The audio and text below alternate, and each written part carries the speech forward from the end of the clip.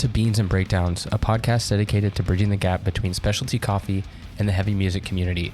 On this episode, I'm joined by Destiny Johnson, founder of Be About It and bassist of the band Iron Crusaders. So grab a fresh cup of coffee and wake the fuck up!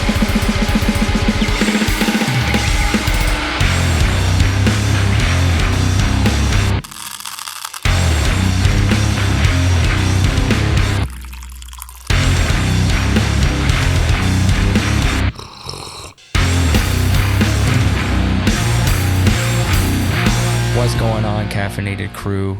We're here for Be About It edition round 2 with Destiny. How are you doing?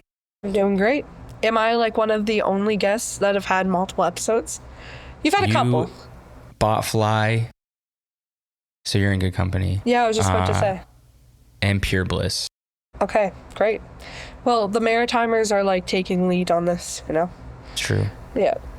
And technically Move, but the member of Move, it's not going to be out until a couple weeks after this. So. All right. Well, I'll keep my ears open for that one. It's about his other band, Blood Tithe. Good band. Are you drinking coffee? Because I know that you're sick. No coffee for me today because I've kind of been housebound, but I've got the Red Bull on deck. Like I couldn't really venture out to a coffee shop today, but the Dep on the corner, it's got a good selection. Specifically, I'm drinking the watermelon edition today. Red Bull watermelon? Yep. Not my favorite, but it'll do. I don't like that one. It's kiwi. That's an old one. There used to be a strawberry kiwi. That used to be the red one, but it's gone now. The best one is strawberry apricot, if you can find it. And there's also white peach, which is the summer edition. Very good. The summer edition I did try before. No, the winter edition. Okay. That was the peach. No, the winter edition, I think, was like an icy blue one this year. I wasn't a big fan. I don't know. Anyway. Yeah. Oh, wait, there was the spring edition that I did try, but the summer edition was like the hibiscus one. Yes, maybe. The spring edition one this year was like grapefruit and woodruff. Don't know what woodruff was. It's in a purple can. It was pretty good. I've got like a ranking system. It's like kind of near the bottom. Not my favorite, but anyway. Are you doing an Instagram now where you just judge? Not me, but Kaylin, like my partner, for anyone who doesn't know, has like a zine that he did for Tied Down. Maybe there'll be another edition for Be About It Fest. It's, you know, it's got some rankings in there, some lore about energy drinks. It's pretty fun. He has a Instagram, but he doesn't really keep it up, you know. Okay. Since last time you were on, I think you are straight edge now. I don't think the last episode you were edge yet. Yeah, I can't even remember when the last time we did an episode was. It's been a while, but I am going on like, I think 2 or 3 years edge now. It's hard to keep track. Yeah, lots changed. Are you guys because the running joke is every edge person is like an energy drink head? Well, I can confidently say that I like directly replace drinking with caffeine, just because like at a show I would always have a drink in my hand or whatever. So when I quit, I just went straight to Red Bull. So, yeah, no, I think that's a fair trade-off. I think it's fair. Yeah, I'm pretty cool. Do you feel like drinking a non-alcoholic beer is cheating? I don't think it's cheating, but like I also don't really see the point. Like I hate the taste of beer. This summer I've tried like a couple of them, being like, oh, like maybe I'm missing out on something. Like no, like I never liked the taste of beer. I never drank alcohol for the taste of alcohol anyway. So yeah, I mean, go ahead and drink it if you want, but like not for me. Definitely not for me. You good? You would have been selling out Keegan, because Keegan's all about the NAs. Shout out Botfly. They're like, most of them are not straight edge, but like just don't drink, or they are straight edge. Babs is straight edge for sure. But I've heard Keegan be like, non-alcoholic beer is straight edge. And then I have other people who will remain nameless that say that it's a cop-out. I guess everyone's got their own convictions, but actually the first time I had a non-alcoholic beer was in Halifax. We did like the little Iron Crusaders run through the Maritimes. And Keegan was there while I drank it for the first time. It was really not that good. Yeah. It's like watery beer that doesn't taste good. Yeah, it's like bread water. It's bread water with like lemon zest. I do have coffee. I'm gonna step. I got one. It's called COLORFULL. Very pretty bag today. It's very cutesy. This one is called Vanilla Marshmallow Cupcakes. Tasteful. And it is got a lot of words on here. But basically it's a Colombian coffee. It's it's actually produced by 2 producers. It's like a collaboration, I guess, but one of them is one of my favorites from Colombia, Wilton Benitez. And I don't know, there's a few coffee people who listen, so they'll know and they'll be like, oh yeah, he is the best. But he is the best. And this is their Java Geisha, which is like a super, super kind of rare coffee and difficult coffee to grow. But it's very fruity, floral, tasty. But I like this brand. I don't know who's doing it, but somebody at Dreamy is making these. The only things I know about coffee I've actually like learned from the podcast. So I've heard you talk about like geisha coffees before. Couldn't really tell you what that means, but like I'm familiar with the term. That's important. That is a start. Geisha is a variety of Arabica coffee. You've heard Arabica before? Yes. Yep. Okay. So I think that's what McDonald's uses. Yeah. It says 100% Arabica. So Arabica is one of the genus. So it's like genus, species, isn't it? How it goes up? It's variety, genus, species. Sounds anyway, right, yeah. In coffee plants, there's like 3 main groups, like 3 main trees, and Arabica is the most flavorful. And then there's like a bunch of branches. Geisha is one of them. But yeah, it's delicious. None of that is important to anyone. Good to know. But maybe one day it will come up in a conversation. Geisha, that's a delicious coffee. Yeah. I think last time we talked, you were a latte enjoyer. Yes. Still do enjoy a casual latte, every once in a while. But I've actually had my feet firmly planted in like the espresso lemonade camp, which is another thing I think I heard from the podcast. Like I heard you mention it, and at first I was like, that sounds disgusting. But I went to New York City, and I think it was just like on the menu, and I was like, okay, all right, like I'll try that. I wasn't in the mood for like a milky drink. Mm-hmm. And it's so good. Like you really need, in my opinion, you need a lemonade that's super sour to make it work well. But like everywhere I go, I'll order that. Like most places don't have it on their menu, but like they'll make it for you. Maybe they'll give you a weird look, but they'll make it for you. If I had to like suggest a place for like beginners to try it in the city, I'd try Olympico. They have a really good one. Their lemonade is like a slushie, and it's really sour. What's it called? Leche. It's like a donut shop in St. Henry. Oh yeah. They do really good lemonade to start with, so it makes a really good one too. They have like a cherry lemonade, and they also have like a berry lemonade and like a blueberry. So like the berry flavor I think complements the coffee. Anyway, it does. Yeah. It does. Berries are good with coffee. And if I can't get that, I'll get matcha lemonade. That's my new thing too. Sav does a great matcha lemonade. I forget you're right in that neighborhood with Sav. I've only been once. I went once and I thought it was very pretentious, which it is, like 100%. So I kind of wrote it off for a while, but I think it was just one of those times where I was like walking by and I had no other option. I was like, okay, like whatever, I'll try it again. Now we'll go on like little spurts where we're there every day for like 2 or 3 weeks. Then we'll take a break and then we'll get right back on it. But anyway, they have good drinks there too. It's so expensive though. Yeah. Well, it is, but it's like not really much more than like getting an ice cap at Tim's.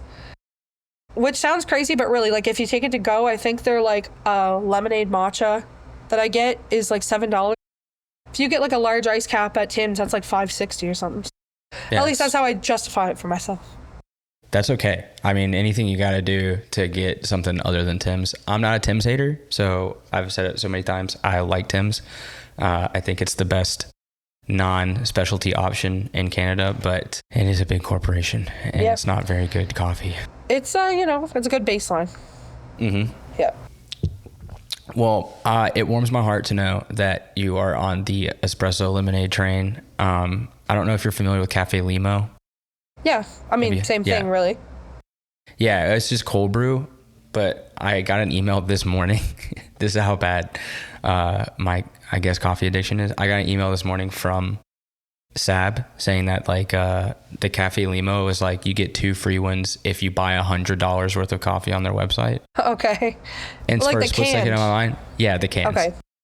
And for a split second, I was like, I think I can justify spending $100 on their website just to get free Cafe Limo. And you're getting like $10 worth of product. Yeah, I was like, wait, no, wait, that's stupid. Well, the blood orange one, the new blood orange one is pretty good. Just saying. The ginger one's not my favorite. Neither. And that's the classic's the best. The classic is the best. So I need to know their secrets. Zab, if you hear this, tell me how you do that, because I'm trying to do my own thing, but not in competition with you. It's a long story. I have notes. Yo. Fun question. How's your summer? Summer started off very strong. It's been a very busy summer in this household because Kalen is in like 4 bands, one of them being with me. So every single one of his bands has done like little runs this summer.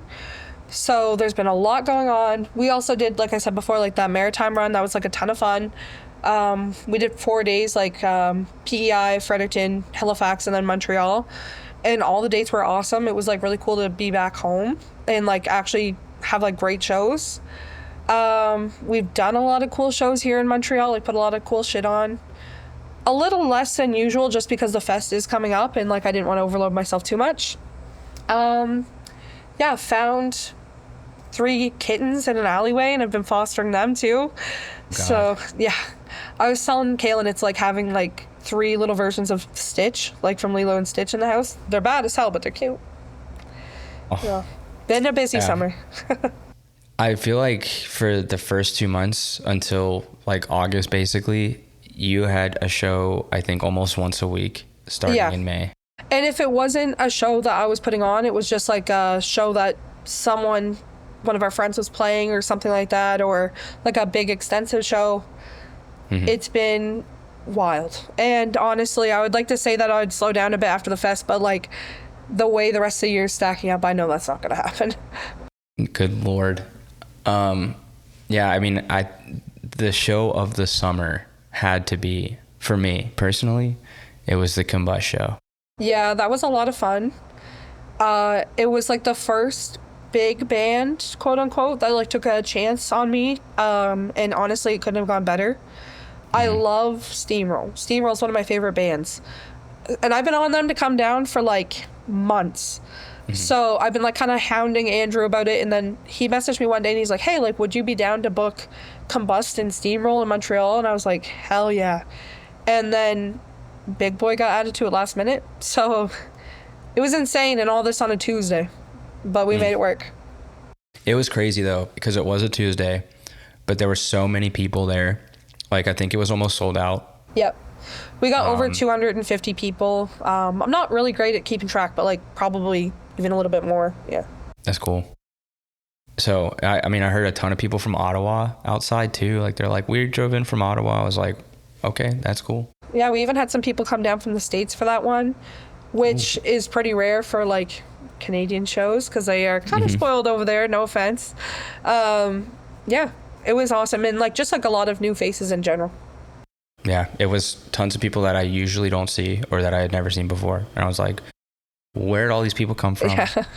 You know, can you come like back? We do this on a regular basis. Like you can come out more. Yeah.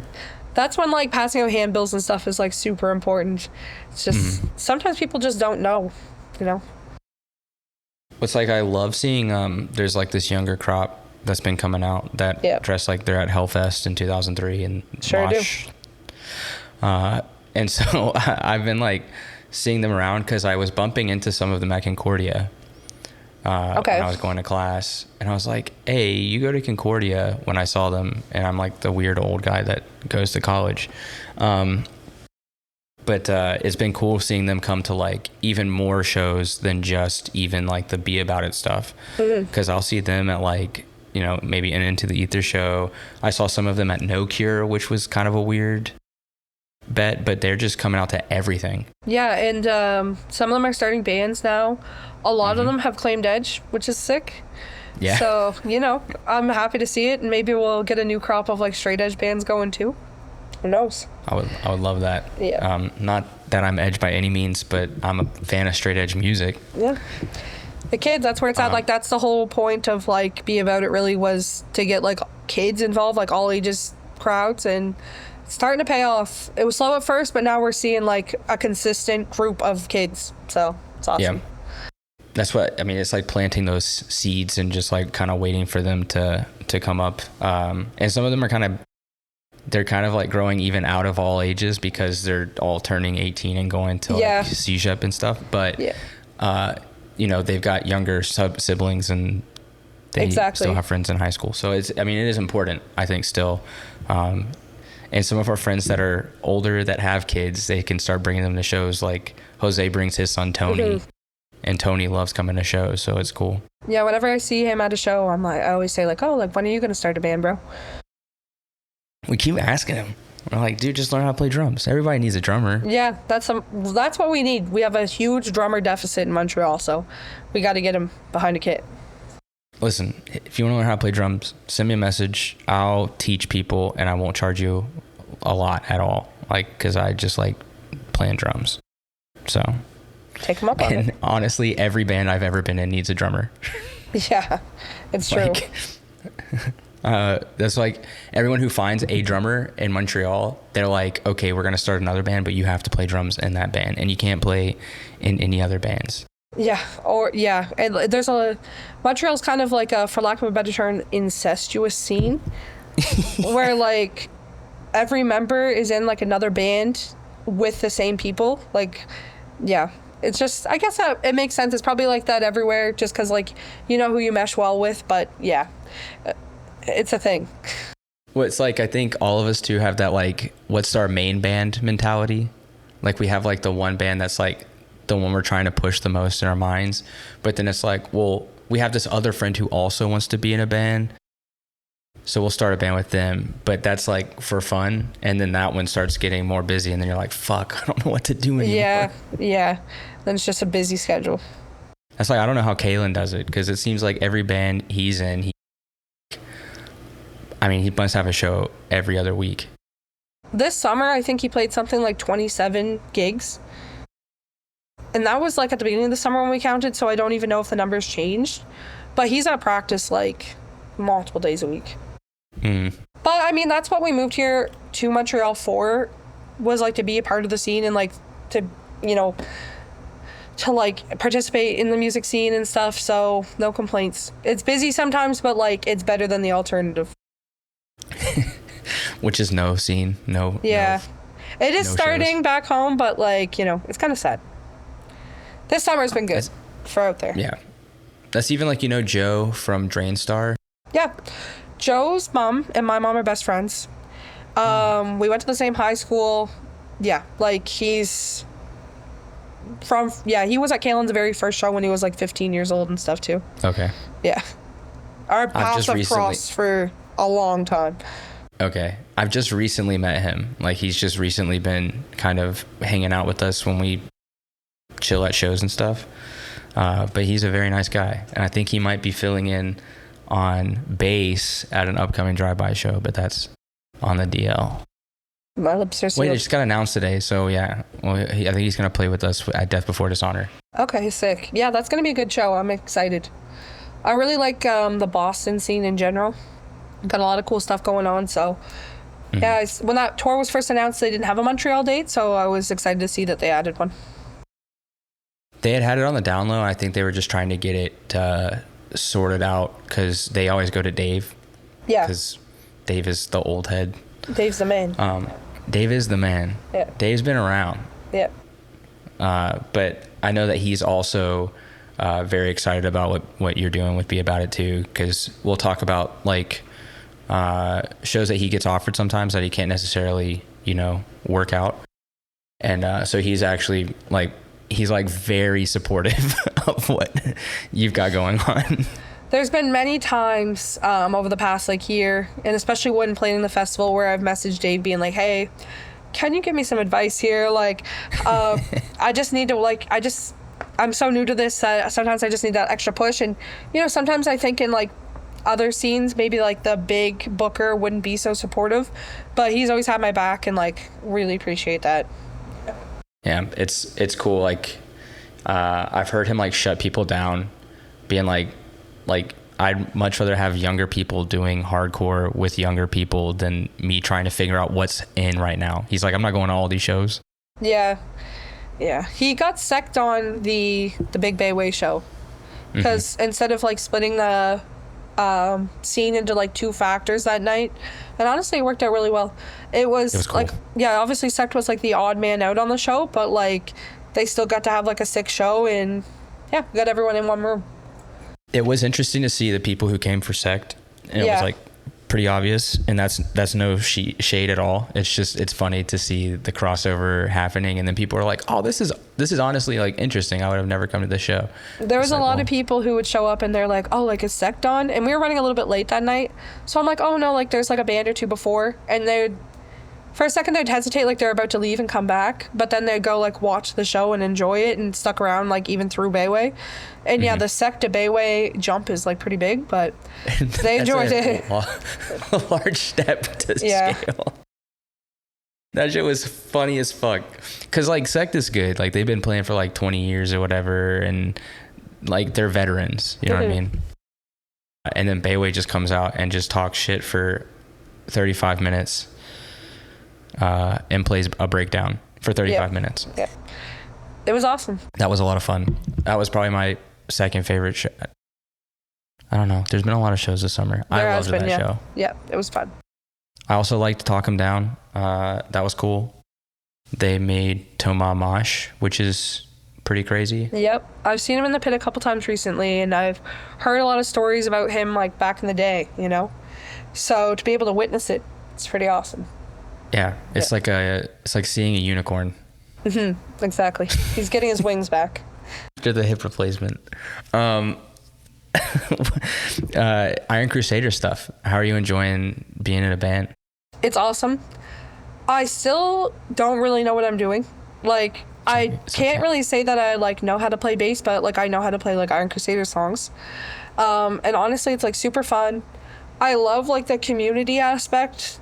Or like even, okay, this sounds stupid, but like the brotherhood aspect of like being in a band, and like, yeah, those are my guys, those are my brothers, I love playing shows. It's fun. It's like I've been on the other side like for a while now of just like booking shows, and to be able to actually like play shows is equally as fun, if not more, with less stress, Yeah. That's because you're not worried about 16 people and making sure that people get paid and stuff. You're just there to do it. Yeah, exactly. But it's been a lot of fun. That's like the whole like I can play Iron Crusader songs. I heard Vinny Stigma, I think, in an interview one time where he was like, I don't know how to play guitar, but I can play Stigma songs. Okay. And I was like, that's all you need. Sick. Yeah. And I mean, he's a legend, so. Yeah, I was about to say that makes me feel a little bit better now that, I've got like a legend on my side. There you go. Yeah, it was kind of rough at first, like trying to train your fingers to play something you've never like touched before, but now I can pick up on stuff a lot easier. Yeah, I'm really excited to see like what we're doing like in the future. We've got some really sick shows lined up. Like we are playing the fest, which like, okay, maybe that's like a little bit of nepotism, put myself on my own fest, but like, come on, why wouldn't I? Then we've got the Mat Ball show coming up, which I'm very excited for. And then we'll probably be recording at some point in the fall, so new music coming out soon, hopefully before the end of the year, but like I said, everybody in my band is also another band, so we'll see. I'm excited for new Iron Crusaders music. People are like, who is the band in Montreal right now? And I was like, Iron Crusaders, because it speaks to my spirit. It's I think it's just because we've got the we kind of know everybody, you know, in the scene. So when we play, it's like our friends in the pit and like singing along and stuff. And that's like another part about like the community I was talking about, is just like those are our people. So it's really fun. It's like we're playing for them. Yeah. Also, I know moshing is big right now, and like all the breakdown stuff, and that's cool if you want to like think that mosh is everything. But I've been through different phases, and people underestimate the longevity of a sing-along. Yeah, that's my favorite part. That's my favorite like type of hardcore, I think, is like when you can get up there and sing. Mm-hmm. Like, I'm not a big mosher myself, but I will grab the mic. So I like a good sing-along, that's for sure. Exactly. A stage dive and a mic grab, anybody can do it. You don't need to be a mosh warrior. You just got to get up there. Yeah, exactly. So never underestimate the power of a sing-along, of a great chorus and a pile-up. That's where I'm at. I love moshing, but, you know, I want to shout. I want to know the words. It's a little less painful. It is a little less painful. Not a lot less, just a little less. The Be About It, since we talked, has changed a little bit as well over the past 2-ish years. So I think the last time we spoke, now that I'm thinking about it, was maybe right before the Montreal style comp came out. It was. Okay, so that's actually only been like a year. Because that was in last July. I can check right now. Yeah, I know it seems crazy, but yeah, it was last July. So like 13 months ago. It was last June. Yeah, so like the first Be About It release came out, like I think it was July 1st. And it was like the Montreal style comp. Mm-hmm. So yeah, I'd say a whole lot changed since then. It has, even in the span of a year, it's, I think, because the zine was still going when we talked last. And the zine does still exist. Like, I've done it. I did a version at Tied Down, and I did one for FYA. Mm-hmm. But it's so much work to sit down and do like 40 pages every month, like I was doing. I would love to be able to get back into it and like make that like a priority again. But just, it's a lot of work, especially since I've added like so much other stuff to my plate. Yeah. So what was the idea behind doing the label? I think we talked about it a little bit, but how it's, I think you've grown outside of Montreal so much because you put out a bunch of Toronto and East Coast bands as well. Yeah. Honestly, like, I can't even pinpoint exactly like what I was thinking at the time. Like, it is also like a lot of work, but I'm not complaining about it.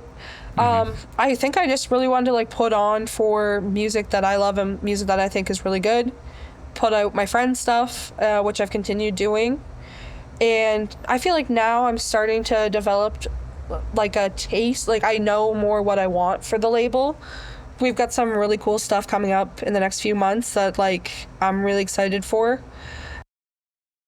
Yeah, it's grown in like an organic way where it's not out of control or anything, but we have put out like 12 releases this year, which is a lot. 2 of them are comps, so okay, yeah. That's 1 a month. That's still quite a bit. Yeah. Now that I say it out loud, it does seem a little bit crazy, but this year will be a bit slower, but I'll be more intentional about the things I put out. And yeah, I'm just excited to be able to like put bands that I love like on a platform and like show them to, you know, other people around the world. And also just, I love physical media and like being able to like have tapes. I love that for myself even, so. Yes. I don't even have a tape player, but I have tapes. This is an embarrassing confession. When I first started the label, I did not have a tape label. I did not have a tape player, but I do now. A tape player? Yeah. Okay. I had to get that pretty soon. Yeah. I have a tape player. It's not set up, and I don't feel like setting it up. Yeah. Because I use vinyl mostly, but I still love the feel of a cassette tape. It just feels good. Like, coming from like a graphic designer standpoint, I just really love like opening them up, looking through like the J cards and stuff. Mm-hmm. That's my favorite part. I won't lie and say that I like listen to most music like on tapes. I don't. Normally when I get a tape, I'll listen to it like a couple of times. Like, I have a tape player in the kitchen, so you know, you can put down while you're, you know, working in there. Digital music is more convenient, but it's cool to have it. Mm-hmm. I'm down for a CD. I think again, like it's the best sounding format because it's digital, but also you get the physical stuff. And I remember when I was a kid looking through CD booklets and being like, who's in the thank yous? What are the other bands that they're chilling with? That's always super helpful. And unfortunately, like, you don't get to do that in a Spotify setting because the whole fans also like is nothing that has to do with the band. Yeah, it could be completely random. So that's why I like that Section Hate song where they basically, at the end of the record, they're just shouting out every band that they fuck with, like over a breakdown. We should just always do that at the end of the record. Just have like a random riff where we're just like saying all of the bands that we're friends with. Yeah, maybe we'll steal that idea for the next IC. That'd be funny. Yeah. And or do a song which has like every Montreal band like featured on it, like in the credits, where it's just awesome. Like even like just a blank track, like a 2-minute silent track with just everyone collabed. That'd be hilarious. Just check these guys out. Yeah, it's called Check It Out, and then everyone's featured. That's cool. I do like the label. I like that it's got so much Montreal stuff on it, and it does have like a lot of the bands are kind of in the same vein, but then you've got like people like Crosscheck and even Sold Out. Sold Out's kind of a funky one. Yeah, Grave Within too. Grave Within being put out on that label is pretty crazy because that's pretty brutal. Yep. Yeah, I mean it's cool because you just ultimately it is just like what I love, like the music that I love. So even though it doesn't specifically fit like the label vibe, whatever. No skin off my back, you know. I mean, at the end of the day, it's your name on it. So yeah, exactly. But we've got some cool stuff coming out from Montreal and elsewhere very soon. It's not like really a spoiler alert to say that Piercing Damage is coming out with their next thing very soon, like their full length. I have a new band from Niagara coming out this week, Unreal. Very excited. It's members of like Terminator, Reality Denied, BFD, Shingen. So, yeah. So Matt Squires, isn't it? Yes, exactly. Yeah. Yeah. When you name 5 bands that has the same drummer. He's only responsible for the Terminator and the Reality Denied shout out, but yeah. I thought he was in BFD as well. Maybe he filled in at some point, but no, it's Will Thorne is in the band. Okay. The vocalist of BFD. Cool. That's sick. Is it like more Terminator-esque where it's a little crossover-y, or is it I feel like you have to listen to it to and it will be out very soon. Like I can't even like put like a label on it. Like it's really cool and it's something different. Sick. Now you just got to get a Boston style like melodic hardcore band on there. Yeah. One day. Which I don't know if Montreal will ever produce one, because I don't think in the history of my listening I've heard a melodic hardcore band from Montreal.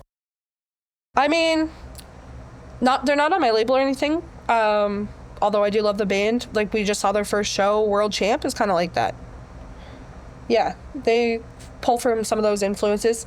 And I do know of another band in the works that I don't think has a name or anything, in Montreal. It's supposed to pull from like some Have Heart type influences as well. So yeah, maybe we'll be seeing them in like the fall. Give me some Bane, give me some Have Heart, give me some Verse, give me some of that. I keep my finger on like any new band I like hear of, because I always need like fresh meat, for lack of a better term. But you don't want the same opener on every show? No. Gotta avoid that. Let's talk about the fest. All right. First of all, why do you want to do that? Why do you want to? Well, you're so busy already. I would say the reason I want to do the fest is a lot like the same reason why I wanted to do the label. It's basically these are bands that I want to see in Montreal. And I've reached out to a lot of these bands before and just haven't been able to make like dates work or whatever. And you know what? It's the weekend of my birthday. I'm like, let me make this like a big bash, This is my gift to myself. I reached out to all the bands that like I just love, whether those are like big bands or like bands that maybe just have a demo and like nobody in Montreal has heard of, but they'll like once they see them. And yeah, it worked out. It was a lot of stress, like putting together the lineup, just waiting to hear back from people and like making sure it works for everybody. But like, I don't want to jinx myself. I'm literally knocking on wood right now. But since then, it's been relatively smooth sailing, and we're about 2.5 weeks out, so hopefully that continues. Well, I'm glad there hasn't been any major hiccups. There's been a couple like changes in the lineup. Like Robert Gabe was our initial headliner. I love them. One of my favorite bands, one of the best bands ever to see live, but they had to drop basically due to like the US's immigration policy, which really sucks. Statement of Pride had like a little bit of a scheduling error. That sucks, but Deal with God and All for All and a restraining order jumped on. That's awesome. Like, it was a good replacement. So even though there was a little hiccup in the road, like, it worked out. You've seen Restraining Order?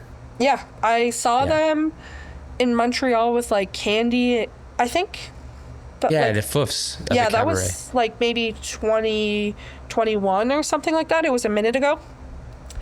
They stayed at my house that night. That was the first time that I ever like hosted a band. And then I've seen them like multiple times since. Like I saw them at America's Hardcore Fest, like the last one. I saw them at FYA. Yeah, they get around. They're good. They play a lot. Yeah, love them. I saw them at Outbreak too, and they were like, even on that stage, they were so good. And they're really nice guys too. Like, I'm really excited. I was very happy to hear that they were filling one of the spots, because I was like, oh man, I love getting to see them. They're so energetic. Last time they were here, everyone in Montreal really loved them too, so I think they're going to have a great set, and they're just about to release new music. I think they released a single already. I don't know if they released the full thing. I'll have to fact check myself on that, but yeah. We're playing with Keith. He has a new band with our friend Joe from Western Mass. Okay. And I think we're playing with them in Western Mass at the end I saw that flyer. And Auto Ignition, which, great band. Are they from Buffalo or Albany? They're from Buffalo. Okay, I know I've seen that name around a lot too, so yeah. Keith he's really nice. He's like the person I messaged being like, okay, I know this is super last minute, but like, do you guys want to play this fest? So, yeah. He's a good dude. I also, like, we already do have a fest here in Montreal, as you know. Like, Montreal Madhouse. I know. Love the festival, love the guys. I didn't want to step on anyone's toes or, like, do the same thing Madhouse was doing. So, Montreal Madhouse is mostly, like, a local-based fest. So, with Be About It Fest, I did kind of want to, like, you know, look outside of Montreal, or, like, Quebec and Ontario. Bring in some bands who have never been here before. And it was also important for me to do like an all ages thing. So yeah, it'll be a different vibe than Madhouse. I mean, I definitely feel that it will be a different vibe. And honestly, anybody who does go to Madhouse, I don't think, like, I think the Collective and Be About It have a very different feel, because yeah, I mean, it's different. Like, you definitely cater more to all ages, like a more youthful. You bring in bands that are like I wouldn't say less established, but just like less known to the Montreal scene, which is very cool. And MTL is Collective. They've been around, their lifers guys, and they're just a little bit more selective with who they bring in, which is not an issue at all. Great group of guys to have on your team though. Like, same with Dave. I've definitely messaged them a bunch being like, okay, like, can I get some advice here? And just on like booking a festival in general, like a lot of the structure of like how I'll run things and like how I'll you know, communicate with the bands definitely comes from like their examples. So yeah. I can tell you some of the stuff that, not to say that doing a fest isn't stressful, but there's been times where I do stuff for Extensive where I'm like, why is this so stressful and it doesn't have to be this way? Yeah. So I can only imagine what dealing with like 30 plus bands is like. Yeah, there's 24, but that's still like over 100 people. Yeah, so, that's a lot of people. Yeah. But, sorry, go ahead. Normally, I run my shows like completely by myself in terms of like doing the door and stuff and like quote unquote security. this is the first event where I'm like, okay, like I need to hire someone to sit at the door. I can't be there. And I've hired like someone to like help me keep an eye on like keeping the doors shut when the music's on, like again, like security. This is more of a team effort where I'm relying on like my village instead of just trying to do it myself. Mm-hmm. Yeah, so that should make it a little bit more smooth sailing. I love that. You gotta rely on your team sometimes. You can't always put the team on your back. Yeah. Yeah, it should be fun though. Like I'm very excited. What's most excited set? What set are you gonna have to drop? The let me see. What you say? You have to drop the camera, so to speak. I'm actually gonna look at the like flyer right now, which I should know who's on it, but anyway, there's a couple. It would be hard to give you like a number one, like it's almost impossible. But some bands that I'm like super excited for, Square One. They just put out a demo, like that's one of the lesser known bands, but it's awesome. It's got members of Discontent, Steamroll. It's kind of like an all-star band. I'm also really excited for like the two new bands on the fest, like Casino and Repossessed. I love new bands, so that'll be fun just to see like new local blood there. Bad Beat always puts on an amazing show. They're kind of like, you know, a band that's near and dear to my heart because before the Combust show, they were the first big band, like American band that like took a chance on me for the Halloween show last year. So excited to have them back. The craziest set of the weekend is probably going to be Contention. Every time I've seen them, it's been insane. Every time I've seen them, it's been in Florida. So, you know, it's been like prime conditions, but like all the kids and stuff have specifically said like, oh, I can't wait for Contention. But honestly, like I didn't book a single band that I'm not super excited for. So I am also excited about Contention. Me and Ryan, I think we've been like stretching and practicing. Okay. Our mosh moves for Contention. So I really like that. But yeah, also I'm recording, like I'm mixing the Casino stuff. Okay. It's really good. I can't wait. They're going to open the first night. So it'll set us off on a good start. Whenever I heard those songs, I was like, Jesus Christ, like this is ridiculous. They've got a good team. Like the band is pretty stacked.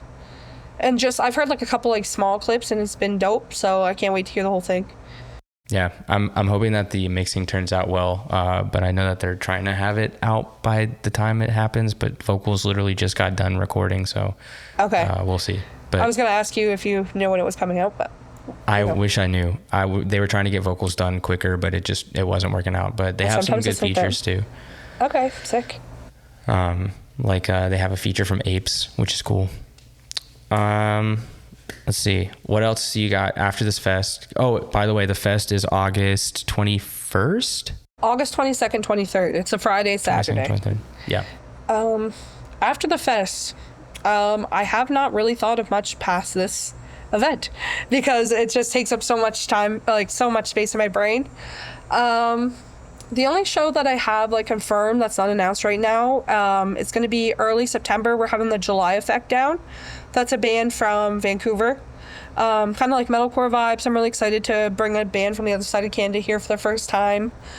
I know that we do have some things in the works for like a Halloween show, but nothing's like set in stone yet. I've got some exciting stuff planned all the way up till January, but I can't really talk about it just yet. Goodness gracious. Yeah. Yeah, it's going to be busy. But we'll just take it one step at a time. That's a good idea. I'm very excited about the fest. You're going to have some vendors there too, which is cool. Mm-hmm. Yep. Such as Beans and Breakdowns. I'll be slinging the cold brew.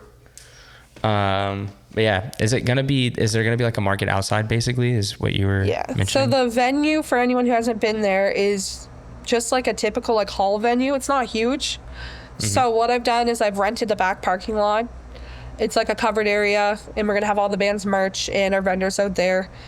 It's also good just because that venue gets hot as hell, and it'll be nice to have some breathing air and a place to step out between sets. And also we don't want everyone just like on the front sidewalk in between bands. So yeah, it'll be a hangout zone back there for sure. Well, cool. I'm very excited about it. I'm trying to get my cold brew stuff together. It may end up not being cans. It may look a little different, but that's all right. Only because the U.S. tariffs are insane. Nothing wrong with like, one of those cute little pictures or something, No, it might be like little cups with a sticker on it. And okay, that's sweet. I'll put some cold brew in the cup and you can drink it, everybody, and you'll like it. Well, let's see. I think we only have one last question before we can wrap this thing up. What is your favorite city for Beans and Breakdowns? I should be prepared for this. I should have checked to see what my answer was the last episode. I think it was Montreal. I feel like maybe I was being a little too people-pleasing with that answer. Or maybe well, that sounds harsh, but like I feel like my opinions changed a little bit. For music, like I said, lately I've been really into like the Boston or just like East Coast US sound. Like I've been really into bands like Neolithic, Burning Lord, Can't Lose, like the whole like physical therapy label scene over there. So lately I've been really into that, Northeast. Another Northeast city takes my Beans option too. I think it's New York City. Okay. Yeah, I mean, like I said, I do love my selected coffee shops here, but when I'm in New York, I'm stopping at a coffee shop every 5 minutes. Toronto has some great options too, but what is Toronto? Rooms on Ossington, or I think it's called 135 Rooms. If you're in Toronto, check that out. Yeah. I have some favorites in Toronto. I don't know. It is Toronto, yeah. I just can't, I can't reconcile. Anyway, I'm not going to, I've shit on Toronto enough in the past. New York is a great answer. And Northeast hardcore is the best hardcore. They share like the cold blood with us, Yeah. It's like our kindred cousins. And I can only say that as a transplant to this place. So. You're not even from here, bro. No, I've been adopted. But yeah, great answers. Really looking forward to the fest. Well, thank you. I'll see you there. And hopefully I'll see a whole lot of people there because it's going to be a lot of fun. Get tickets. You can get tickets. There's a link in the description of this episode. Fee-free, tax-free. Get them while they're hot. Get them while they're left. Yeah. Fee-free and tax-free. What else in Canada can you buy that has that label attached to it? Exactly. Well, Destiny, thank you so much for hanging out. Thank you for having me.